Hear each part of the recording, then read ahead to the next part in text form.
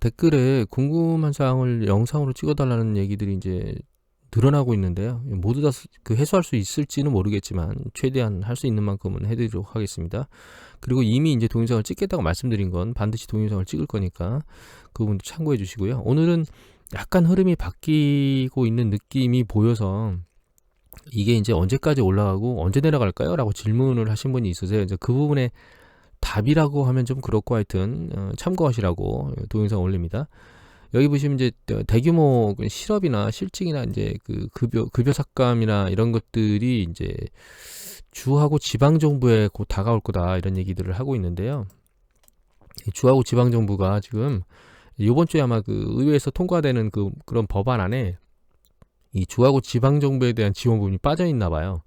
그래가지고 이제 많은 주들이 이미 이제 고통스러운 삭감이라는 것도 이제 현실화되어 있다고 얘기를 하고 있고, 그리고 또 중요한 건 주하고 지방 정부가 이미 2.2조 달러의 그 법안 안에 지원을 받았는데 그걸로도 부족한 건가 봅니다. 생각보다 심각한 것 같아요.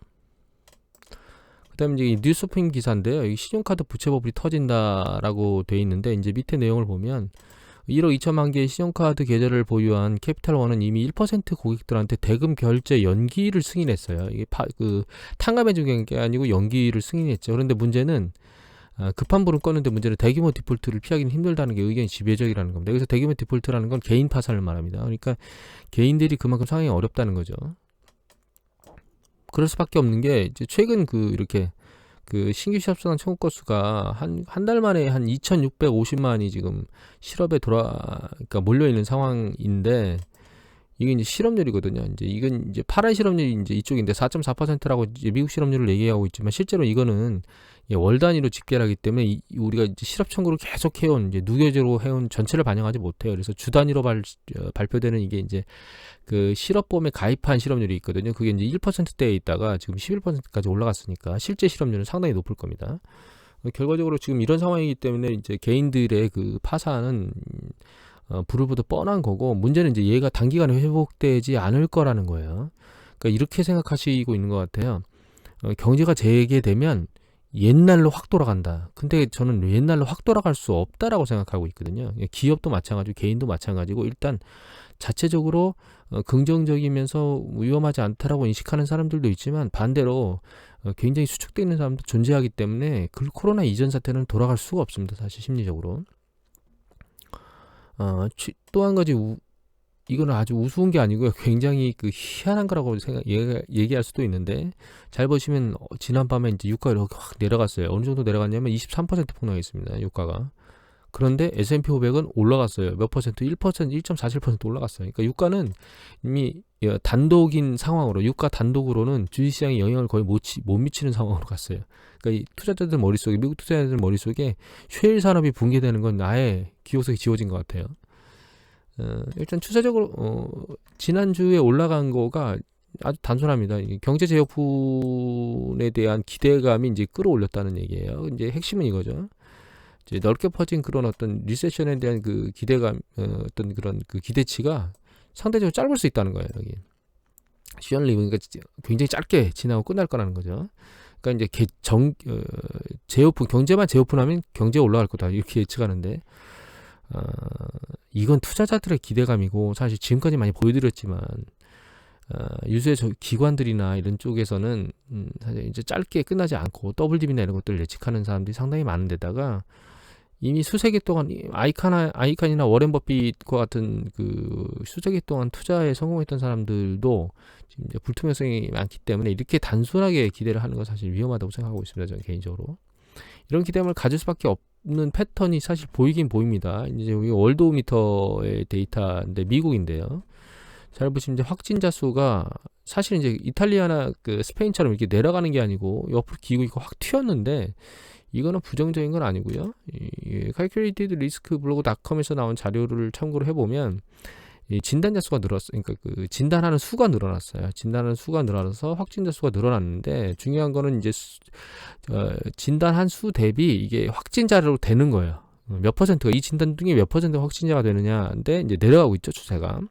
굉장히 긍정적인 게 이제 이 정도를 유지한다 하더라도 이건 밑으로 내려가게 되면 이 패턴, 확진자 수는 밑으로 내려가게 될 겁니다. 그래서 아주 긍정적인 패턴을 보이고 있긴 해요. 추세적인 부분은 사실 이제 저는 기술적 분석을 좋아하지는 않습니다, 사실. 하지만 이제 눈으로 확 보이기 때문에 잘 보시면 이게 S&P 500 지수의 120일 이동평균선을 짙은 분홍색으로 표시를 해놨어요. 이렇게 이제 하락 국면에서 뚫고 나오거나 상승 국면에서 이렇게 뚫리는 변동성을 가지고 있지만 잘 보시면 지지선과 저항선의 역할을 하고 있죠. 이때 같은 경우에 이제 내려갈 때 정확하게 저항선 역할을 잘 해줬죠. 약간의 노이즈 말고는 이때는 좀 저항선 역할을 제대로 잘 못했었고, 지금 패턴은 이거 아니면 이거의 패턴 두 개 중에 하나를 보이겠죠. 전 개인적으로 이제 이쪽 패턴을 더 강하게 가능성이 높다고 보고 있고요. 하지만 그렇다고 해서 얘가 뚫고 올라가면 윗방향에 대한 패턴은 전혀 생각하지 않고 있습니다. 현재로서는. 지금 이제 수렴하고 있는데 이 수렴 과정 중에서 어떻게 움직일지는 좀 지켜봐야 될 것 같고, 다만 이제 현재 흐름들이 약간 바뀌고 있는 거는 여기 보시면 이제 일단은 이 스탁 차트에 있는 차트 중에 이제 S&P 500하고 구리, 그 다음에 유가하고 금 가격인데, 잘 보시면 구리 가격은 올라가고 있고요. 여기 S&P 500 지수도 올라오고 있잖아요. 근데 구리를 보는 이유는 그것 때문에 그래요. 구리는 이제 전 산업에 다 들어가는 일반적인 소재이기 때문에 이게 이제 경기 사이클을 가장 민감하게 반응하는 이제 원자재 중에 하나이기 때문에, 그래서 구리 가격이 아직까지 올라가고 있다는 얘기는 상대적으로 경기 사이클이 심화되는 게 일단 덜하지 않을까라고 하는 흐름이 아직까지는 있다는 거예요. 다만 이제 유가는 밑으로 폭락해졌는데 구리가의 밑으로 이제 꺾이는 패턴이 보인다 그러면 좀 좋지 않을 것 같고요. 금값은 정점을 치고 이제 다시 뚫고 주식처럼 밀고 올라가지를 못하고 이제 내려오고 있는 상태입니다. 구리 가격을 좀 더 유심히 지켜봐야 될 것 같고요. 유가는 주요 패턴에서 이탈된 상황이에요. 이제 패턴이 완전히 달라졌기 때문에. 그 다음에 이제 이거는 이제 채권 승률의 움직임인데, 우리가 주식시장하고 채권시장하고 투자자들의 심리도가 비슷하게 똑같게 움직여요. 거의 비슷하게 움직이거든요. 그래서 이제 안 좋을 때는 이제 등급이 낮을수록 이렇게 급등하는 현상이 보이고, 여기 보면 10년 국채 수익률은 오히려 그 시기에 내려가죠. 빨간 거 같은 경우 이렇게 밑으로. 그런데 최근에 이제 보면 잘 보시면 이 검은색이 뭐냐면 트리플 C 이하의 그러니까 투기등록서 중에 낮은 부분에 속하는 거고요. 이 그레이 이 색이 뭐냐면 이거는 더블 B 이하에 있는 모두를 취합한 건데, 잘 보시면 이 윗방향으로 올라가고 있습니다. 두 개가. 그러니까 하이드 채권 영역이 두 개가 위로 올라가고 있다는 거예요. 이거는 하이드 채권 쪽의 투자자 심리도가 악화되고 있다는 겁니다. 위험 회피 선호가 강해지고 있다는 뜻이거든요. 그래서 좀 보기 쉬운 게 이건데, 이게 스프레드입니다. 국채에서 하이드 채권의 스프레드를 뺀 건데, 이제 위험하면 이렇게 급등하는 현상을 보여요. 이렇게.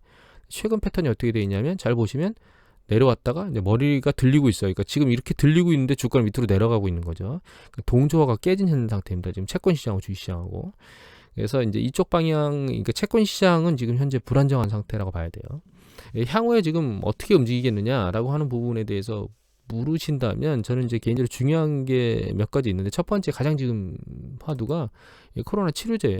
코로나 치료제로 지금 가장 빨리 뭔가 결과를 드러낼 수 있는 게 렘데시비르인데, 렘데시비르가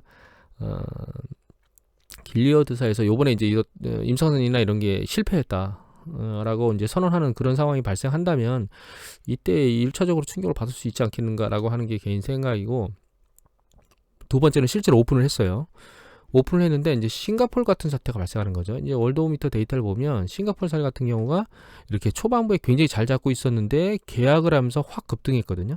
그래서 이 계약 시점으로 확 급등했는데, 이런 케이스처럼 미국에서 실제로 리오픈을 했는데 어느 주에서 갑자기 확진자가 확 늘어나는 거죠. 그러면 이게 리오픈해서 이게 문제가 해결되는 게 아니구나, 지금 해결된 게 아니구나라고 해서 그게 이제 투자자한테 충격을 줄 수 있다라고 하는 점 하나하고, 마지막 케이스가 뭐냐면, 이미 말씀드렸듯이 경제 지표들이 파산하거나 이런 현상들이 나타나는 거예요. 그러니까 지금 아직까지는 뭔가 구제금융이나 이런 것들로 간신히 버티고 있는데, 진행되면 진행될수록 어려운 영역들이 생기기 시작할 거거든요. 그런 것들이 이제 경제 지표가 개인 파산이나 기업 파산으로 나오면서 심리적으로 투자자들한테 악영향을 주면, 그때 결과적으로 이제 시장이 반응하지 않을까. 이 세 가지 시나리오를 가지고 대응을 하는 게 가장 좋을 것 같습니다. 시기적으로 언제 될 거냐는 사실 모릅니다. 그건 알 수가 없어요. 왜냐하면 이제 누군가 강력하게 뭔가를 대규모로 매도를 칠지를 우리가 알 수가 없기 때문이거든요. 중요한 시그널들이 이런 것들이 있다 생각하시고 잘 관찰하시면서 대응을 하셔야 될 것 같습니다. 오늘은 이것으로 마치도록 하겠습니다. 감사합니다.